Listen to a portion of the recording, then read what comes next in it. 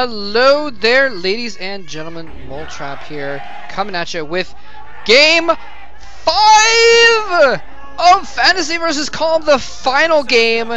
The final game. You better build a drone right now, Calm. You had better be building a drone right now. Okay.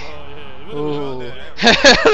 Everyone in the crowd was like, oh, he's building drones. Good. He's not going to 4-pull 3 games in a row. Oh my gosh. Oh my gosh. I mean, winning is winning, but seriously. Seriously? Seriously. Alright. This is Game 5 of Fantasy vs. Calm. It's been a very interesting series thus far. Fantasy has gone for the same build every single game. It's got basically one rack's gas. He's walled off and then gotten a factory. Tried to get vultures. Actually, well, I mean, he kind of mixed it up a little bit. His first game he went vultures. And then after that he started going for wraiths afterwards, and then well, then he got 4-pulled and it didn't even matter. And then in game 4 also got 4-pulled and it did matter, and fought off the 4-pull barely, and then went for 1 wraith and then back into bio. So, but basically the same opening every single time out of Fantasy, so we're probably going to see exactly the same thing right here. It's going to get a gas down pretty quickly here, but you never know. Fantasy could change it up and do something completely different in game 5, and that would actually be part of a very decent meta game, actually, to go for the same strategy 4 times in a row and then get a different strategy. And Fantasy is a one-trick pony today. So, he's got the gas down, he's going to do the exact same thing. Never mind. Anyway, he's probably going to try and expand behind it, since that's what he's attempted to do in all these games as well. Game 1, he did... Whoa! Sorry about that.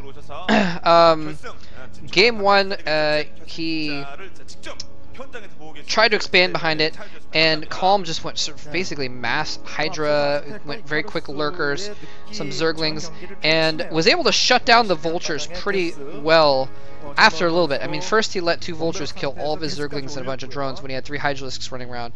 But then he ran those Hydralisks to the front of Fantasy's base, and morphed them into lurkers and killed everything.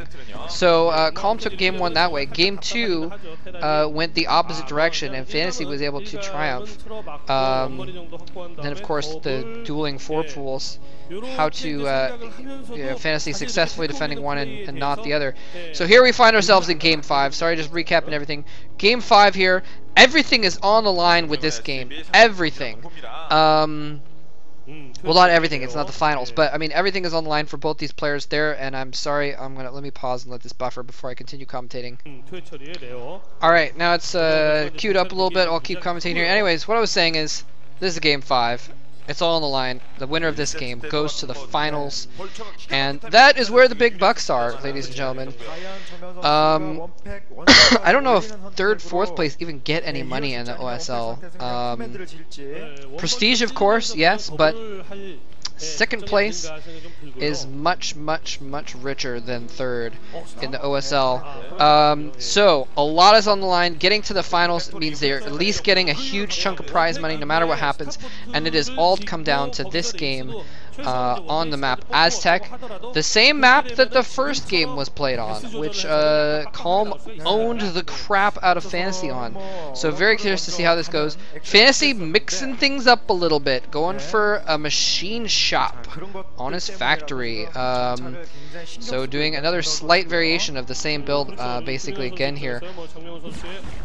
Curious to see what the machine shop is for, if he's going to get mines or if he's actually going to do some kind of a crazy siege tank push or something like that.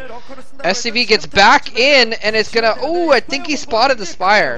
Yeah, I think he spotted the Spire. So he knows what's going on. He spotted that Spire. Calm actually thought that SCV was dead and put down his spire there in his main base, and it got spotted after all. So I wonder if it's maybe Goliaths or something too. Well, we don't. Did we see an armory? I'll have to check to see if there's an armory.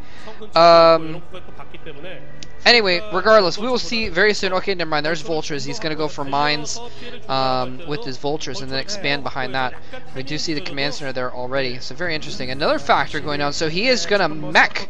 He's not going to try and go starport. He's not going to go back to back into a bio build. He's going to go for mech. That one sun colony at the front, very nicely placed. The hatchery below it is going to make sure that it's harder for vultures to run by. And those, I believe, are speed upgraded vultures, actually. So he may have gone for speed first. And look at this, the Hydralisk Den going down in the gap. He knows this is coming, so he's going to stop it completely. Very, very nice. And he doesn't even have to keep that den if he doesn't want to. He can cancel it, I believe. Actually, I'm not sure if there's a gap.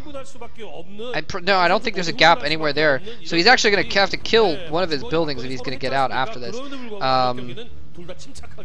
May be just making a. I'm not sure why he would make a Hydralisk Den if he was just going to kill it. Might as well make another colony or something like that. Anyway, we'll have to see what happens there. But either way, these vultures are not going to be able to run by there. But they've done their job. They've done their job in that they've enabled Fantasy to expand behind this.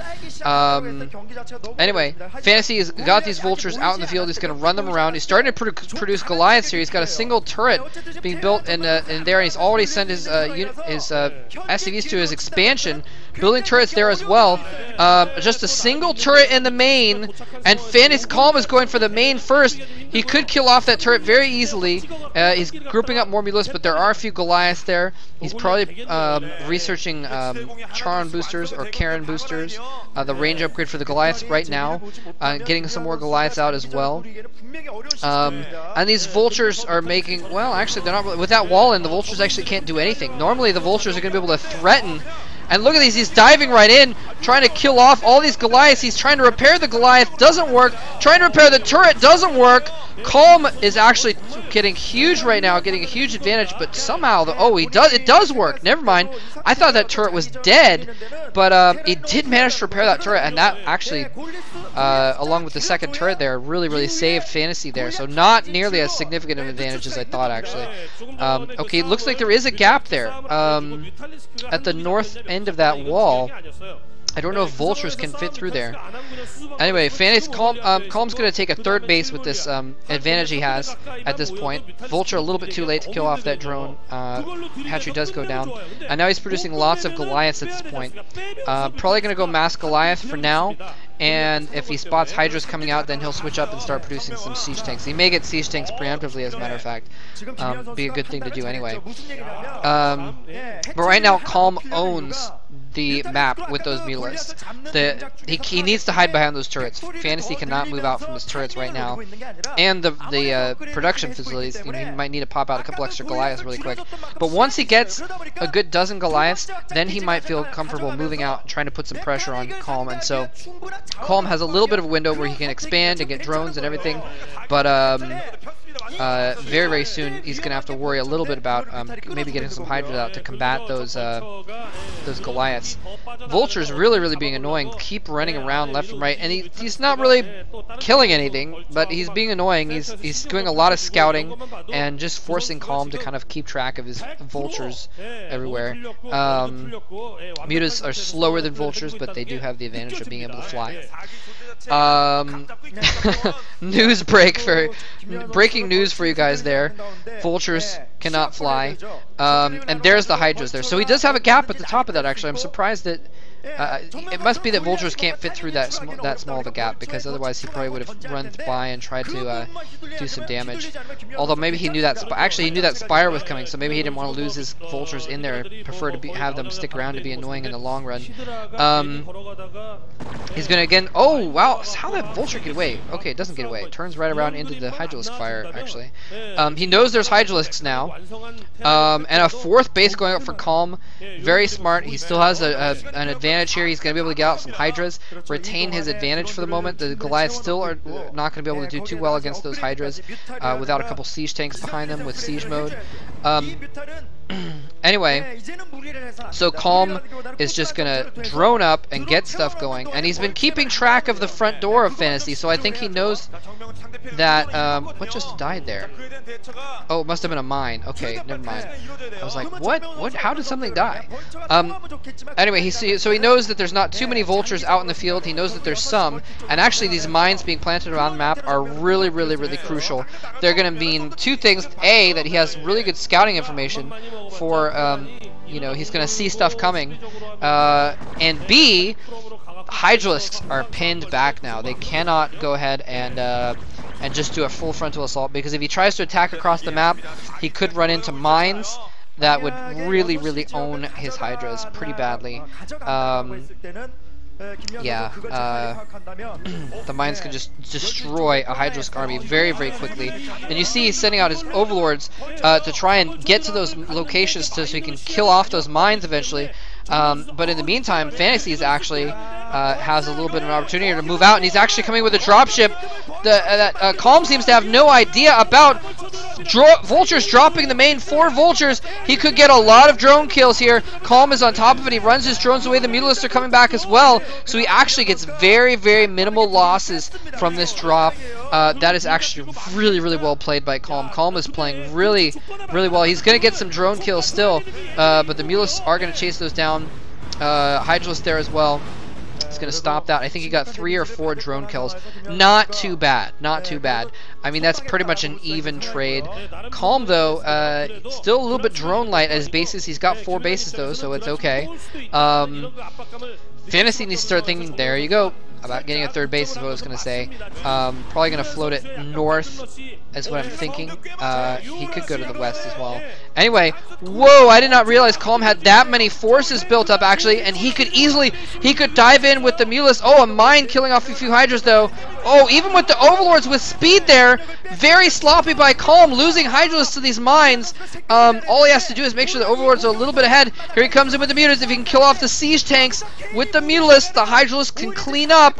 There's a few Goliaths there. It's not quite enough to keep those Mutalisks from killing off the Siege tanks if he wants to.